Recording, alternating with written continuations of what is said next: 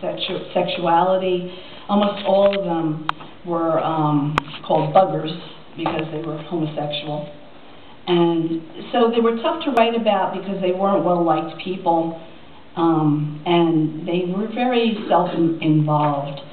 But I will write about this one because Virginia Woolf did famously kill herself.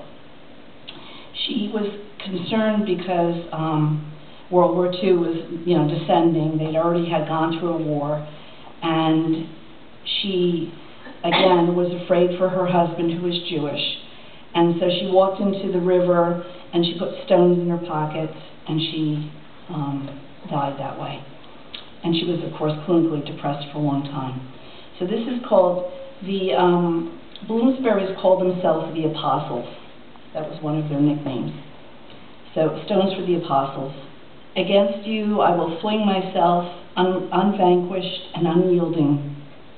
O death, Virginia Woolf. There were stones for skimming. They parted the watery sheets of her suicide like the palms of God. She had rehearsed them for years, practicing their music. She summoned them like tongues of the apostles as they announced her arrival. Like God, she had chosen a Jew. She didn't believe in him exactly. Stones beckoned her through the gates of the sacred Jews. She employed them like soldiers, heavy and round, beautiful as spring potatoes. She'd divide them into each pocket. There were always plenty to share. This river kneaded them like bread. She would leave a trail as she sank down deeper into the brackish waters of her imagination. Down, down, touching bottom at last. She planted them like a nest of eggs. They were gorgeous, a man's hidden body. This terror of the unknown only took her under for moments. This cool lover's embrace. She had anticipated this end her entire life. She is a vessel emptying herself of words, the burden of her skin, the first awkward sentence, a last vowel escaping her mouth, churning to the surface of the river Ouse. How beautiful, she shudders. My soul, now this river, free at last.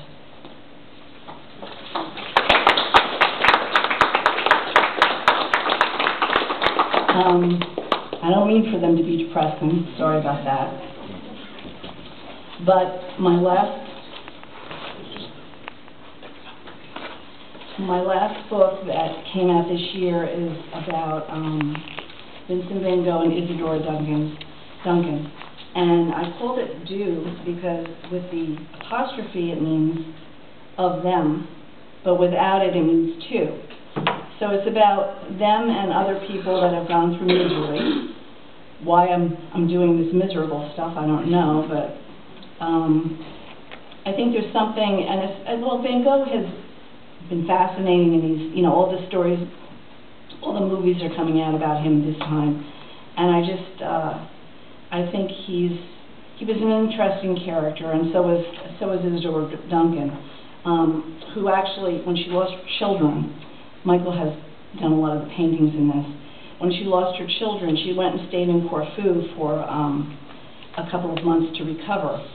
And we were in Corfu, and we had a book that came out with some Corfu poems about snakes. And so they said, we're going to get the local police the local papers to record this. And it was kind of nice to get out of ourselves and visit other places.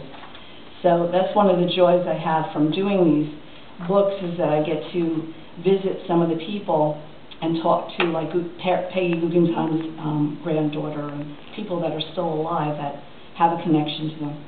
But anyway, I wrote about Vincent Van Gogh, and I will read you the one about, which I think is probably, it broke the, if I can find it. Okay. There's a lot of theories about, even Edgar Allan Poe, there's a lot of theories about what happened and how he was found, which is our next poetry circle, but he was found in other people's clothing when he died. And there's theories about why he was, either murdered or how he died. And the same thing always with Vincent, when they had that movie a few years ago about the Loving Vincent. I think that he probably didn't cut his ear off. Maybe he did, I'm not sure. but he certainly got into a fight with Gauguin at one point. So we're not really sure.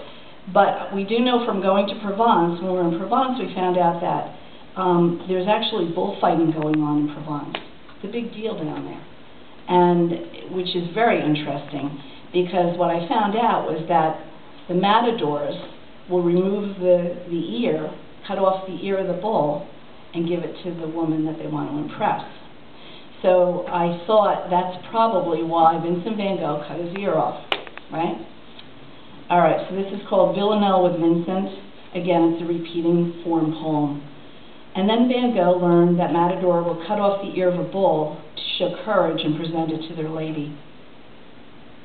A matador can never be afraid unless his pride is given to the light. And thus dear Vincent knew the price he paid. For company and love he always prayed. He prayed so fields would dazzle him with light. A matador can never be afraid. And with a final thrust, his future made, a swagger as he dances near the light, and then poor Vincent knew the price he paid. He gave his lady love the gift he'd made. It glistened like a star in morning light. A matador can never be afraid. In France, he learned of matadors who made a show of taming passion with a fight. Was then our Vincent knew the price he paid. Crow, sunflower, he watched the colors fade. A swirling cape, a star both made of light. And then dear Vincent knew the price he paid. A matador must never be afraid.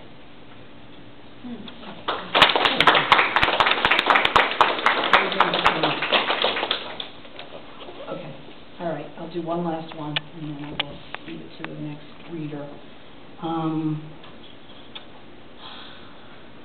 I'm going to read the one about my dad. We have a family of raccoons that keep coming back and back and back and back to our house for the last 10 or 15 years. And we feed the raccoons rather than the bear, so that way we don't have a bear problem. And now we've met generations of them, and some of them don't want to come into the house. But after my dad died, I thought it reminded me of him. So this is for Paul Dwight Lamp, 1927, 2013. It's called Mass. His soul was like the raccoon that foraged through the cans on our porch, came up to the door, begging, and swaggering into the house, back into our lives. He was all around us. Each walk through the forest we saw him, wing for hair, leaves for mouth, steam for skin. They told me, we heard your father's voice last night singing. The limb of that oak played its violin to heaven. No one remembers his name, but the squirrels he used to feed. Old man, wire hands. Meanwhile, rain fills each empty shoe. A lost shoe on the moon fills with stardust. Meanwhile, each courage teacher covers her eyes with brown pebbles, removes a periwinkle shell, battered from tumble. A lawyer soothes his throat with honeybees. Each day leads to the next.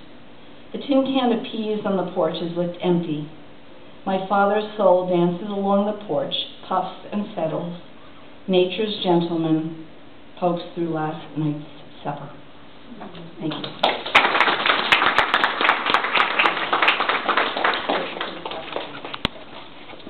Thank you, Laurie.